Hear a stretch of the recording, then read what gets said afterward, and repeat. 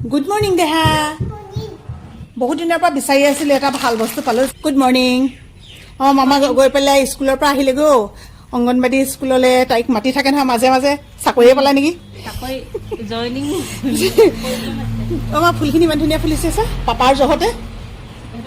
আৰু এইফালে আমাৰ এজন অতিথি আগতে দেখি থকা অতিথি ন আমাৰ একেবাৰে ঘৰুৱা নিচিনা অ' আচলতে তেখেতে বস্তু কিছুমান আনিছে কিন্তু সঁচা কথা কৈছোঁ আমাৰ ঘৰত বিকিব বুলি অহা নাছিলে দেই তেওঁ আমাৰ ঘৰটো কেতিয়াও পাৰ হৈ নাযায় মানে বেলেগত তেওঁ দি আহিছে তাৰপিছতে আমাৰ ঘৰত আহি সোমালেহি চব মানুহৰ জীৱনটো এটা সংগ্ৰাম হয়নে মৃণাল বাবু সংগ্ৰামখন আমি তেখেতৰ এতিয়াৰ পৰা কিমান বছৰৰ পৰা দেখিছোঁ বাৰু 28 বছৰ 27 বছৰৰ পৰা তেখেতক চিনি পোৱা মই এইকাৰণে ক'লোঁ সংগ্ৰাম বুলি তেখেত হৈছে ঘৰখনৰ এতিয়া ল'ৰা দেউতাক নাই সৰুতে দেউতাক ঢুকালে তাৰপিছৰ পৰা আমি যিটো অৱস্থাত পাইছিলোঁ সেইখিনি সময়ত মা আছিলে মা যথেষ্ট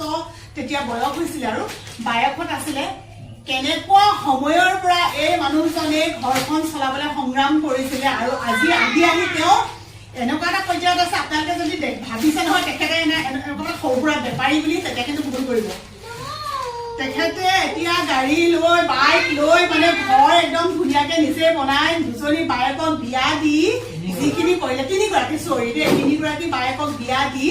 আৰু মাও বৰ্তমান এই সংসাৰত নাই তেওঁৰ কাজ কৰ্ম কৰি সম্পূৰ্ণ এতিয়া নিজৰ এটা পৰিয়াল বিয়া বাৰু কৰাই ল'ৰা এটাও আছে গতিকে মই দেখুৱাইছো এই কাৰণতে যে তেখেতৰ পৰা যাতে মানুহে উৎসাহ পাওঁ আগতে মই দেখুৱাইছিলো মই অসমীয়া গহনা তাৰপিছত এতিয়া এইখিনিও দেখুৱাইছো এইখিনি হৈছে আৰচিএমৰ দেই আৰচিএমৰ মই আগতে আপোনালোকক এটা দেখুৱাইছিলো আমি এটা আচল নামটো নাজানো যে ভেজমিন বুলি কওঁ তাৰ নামটো কি আচল ভেজমিন বুলিয়ে কয় ন খুব ভাল লাগে এবাৰ নাম পাতোতে আমাৰ ঘৰত যিহেতু মাছ মাংস মিলি আছে তেতিয়া নাম পাতোতে মানে হেৰি কৰি মই দেখুৱাইছিলো আৰু এইটো এনেকে ৰান্ধি খুৱাব পাৰি এতিয়া আপুনি কৈছে তাত কি আছে বাৰু খুব হাই চেলিং আচলতে এইটো অকল শাক পাচলি সম্ভাৰ এতিয়া লৈ লওঁ মাত্ৰ মানুহজনক এখানে দেখালো মই আকৌ এবাৰ কৈছো আপোনালোকে জীৱনটোত কি কৰি চলিম বুলি নাভাবিব কেনেকুৱাৰ পৰা আহি আজি এজন মানুহ আছে তেতিয়া ল'ৰা আছিলে এতিয়া মানুহ কৰিলে আৰু এতিয়া আটা তেওঁ কৈছে আৰচিএমৰ আটাটো খুব ভাল বুলি